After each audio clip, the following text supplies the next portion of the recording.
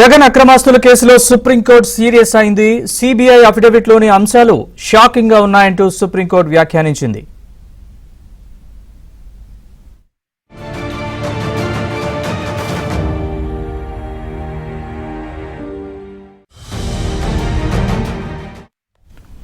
జగన్ అక్రమాస్తుల కేసులో supreme court serious అయింది. CBI అఫిడవిట్లోని అంశాలు షాకింగ్ గా ఉన్నాయంటూ సుప్రీంకోర్టు వ్యాఖ్యానించింది. ఇదే అంశానికి సంబంధించి మరింత సమాచారాన్ని మా ఢిల్లీ బ్యూరో చీఫ్ కృష్ణను అడిగి తెలుసుకుందాం. కృష్ణ, సిబిఐ అఫిడవిట్ లో అలాంటి అంశాలు ఏమున్నాయి? అంత సీరియస్ గా అవడానికి సుప్రీంకోర్టు కారణాలేంటి? ఎందుకు అలా అన్నారు సుప్రీం జడ్జిలు? పూర్తి అప్డేట్ చెప్పండి.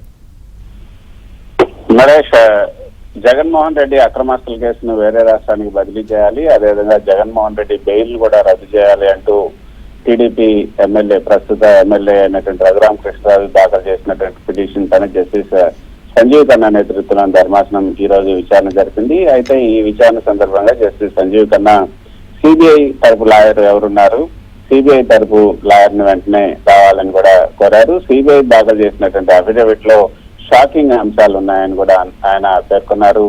ఆ కేసులు ట్రయల్ ప్రారంభం కాకుండా ఇన్ని కేసులు ఎలా ఫైల్ చేశారని కూడా జస్టిస్ సంజీవ్ ఖన్నా ప్రశ్నించారు.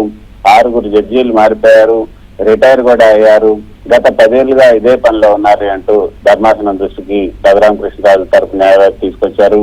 కోర్టులో వచ్చిన ఆదేశాలు తప్పు అని, ఇంకో కోర్టులో ఇచ్చినటువంటి ఉత్తర్వులు తప్పు అంటూ కాలయాపన చేస్తున్నారంటూ జస్టిస్ సంజీవ్ ఖన్నా అసహనం వ్యక్తం చేశారు. కోర్టుల ఉత్తర్వులు తప్పు అంటూ చేస్తున్నటువంటి వ్యవహారానికి ట్రయల్ కి సంబంధం లేదని కూడా జస్టిస్ సంజీవ్ ఖన్నా వ్యాఖ్యానిస్తూ డిశ్చార్జ్ పిటిషన్లు వేస్తున్నారు. సాధారణ కార్యకలాపాలకి ఇది అడ్డంగా మారుతుంది అని కూడా రఘురామకృష్ణరాజు తరపు న్యాయవాది చెప్పారు.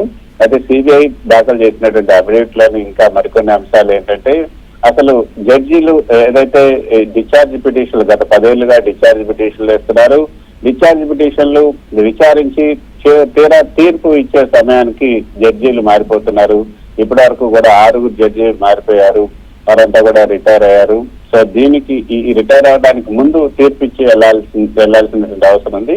కానీ అటువంటి తీర్పులు ఇవ్వకుండానే వాళ్ళు రిటైర్ అవుతున్నారని కూడా పేర్కొనడం జరిగింది.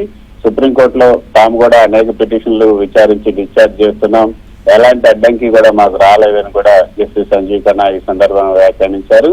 సిబిఐ తరపు వాదనలు వినిపించడానికి ఏఎస్జి రాజు అందుబాటులో లేరని కూడా ఇతర న్యాయవాదులు చెప్పినప్పుడు అడిషనల్ సొలిసిటర్ జనరల్ రాజును వెంటనే పిలిపించాలి, మధ్యాహ్నం 2 గంటలకి విచారణ చేపడతామని కూడా ధర్మాసనం స్పష్టం చేసింది. సో ఈ కేసును జగన్ బెయిల్ రద్దు కేసుకు సంబంధించి, అదేవిధంగా ఈ ట్రయల్ ను వేరే రాష్ట్రానికి మార్చాలంటూ దాఖలైన ఈ పిటిషన్ల 2 పైన కూడా 2 గంటలకు మళ్ళీ విచారణ చేపడతామన్నారు. మొత్తానికైతే సిబిఐ దాఖలు చేసినటువంటి అఫిడవిట్ లో ఉన్నటువంటి అంశాలు షాకింగ్ గా ఉన్నాయి. అవి చాలా సీరియస్ అంశాలని కూడా ధర్మాసనం పేర్కొనటం కొంత ప్రాధాన్యతను సంతరించుకుంది. మరి 2 గంటలకు జస్టిస్ సంజీవ్ ఖన్నా ధర్మాసనం ఎటువంటి విచారణ జరుపుతుంది, ఏమైనా ఇంటర్మ్ ఆర్డర్ ఏమైనా ఇస్తుందా?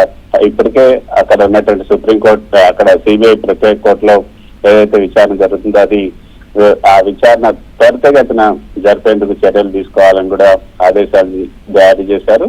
మరి ఈ రోజు ఎటువంటి ఆదేశాలు జారీ చేస్తారన్నది 2 గంటలకు తెలిసే అవకాశం ఉంది.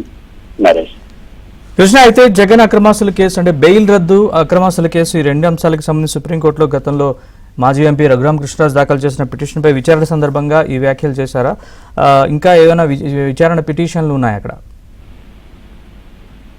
ఈ రోజు చేసినటువంటి వ్యాఖ్యలే ఈ యొక్క పిటిషన్ కి సంబంధించి.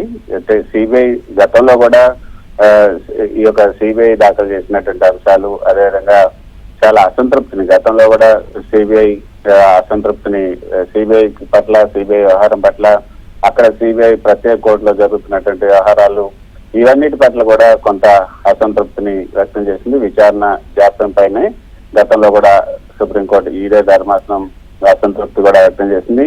మొత్తానికైతే అసలు 10 ఏళ్లుగా అసలు ఈ ఒక కేసులో ముందుకు ఎందుకు జరగట్లేదు? ఈ రోజు కూడా జస్టిస్ సంజీవ్ ఖన్నా చెప్పినటువంటి అంశం ఏంటంటే, ఎవరైనా కూడా అసలు విచారణ త్వరితగతిన జరపాలి, తర్వాత ఎంత వీలైతే అంత త్వరితగతిన అందులో ఉన్నటువంటి అంశాలన్నింటినీ కూడా పరిష్కరించాలని కోరుకుంటారు.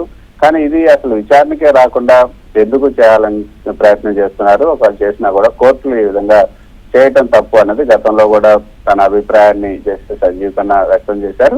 ఇప్పుడు కూడా అదే అభిప్రాయాన్ని జస్టిస్ సంజీవ్ ఖన్నా వ్యక్తం చేస్తూ అసలు సిబిఐ అఫిడవిట్ లో ఉన్న అంశాలన్నీ కూడా చదివినప్పుడు అంటే ఎందుకు ఈ జాప్యం అవుతుంది అన్న విషయాలన్నింటినీ కూడా వివరిస్తూ అసలు కేసు ఎప్పుడు మొదలైంది, కేసులో ఏ స్థాయిల్లో అంటే ఈ కేసులో ఉన్నటువంటి వ్యక్తులంతా కూడా ఇన్ఫ్లుయెన్షియల్ సొసైటీకి సంబంధించినటువంటి వ్యక్తులు కాబట్టి వాళ్ళంతా పెద్ద పెద్ద లాయర్లు పెట్టుకుంటున్నారు, పెద్ద పెద్ద లాయర్లు పెట్టుకొని ఈ కేసులో విచారణ జాప్యం చేస్తున్నారని కూడా చెప్పడం జరిగింది. సో వాటన్నిటిని పరిగణలోకి తీసుకున్న తర్వాతనే ఈ కామెంట్స్ ని జస్టిస్ సంజీవ్ ఖన్నా చేశారు.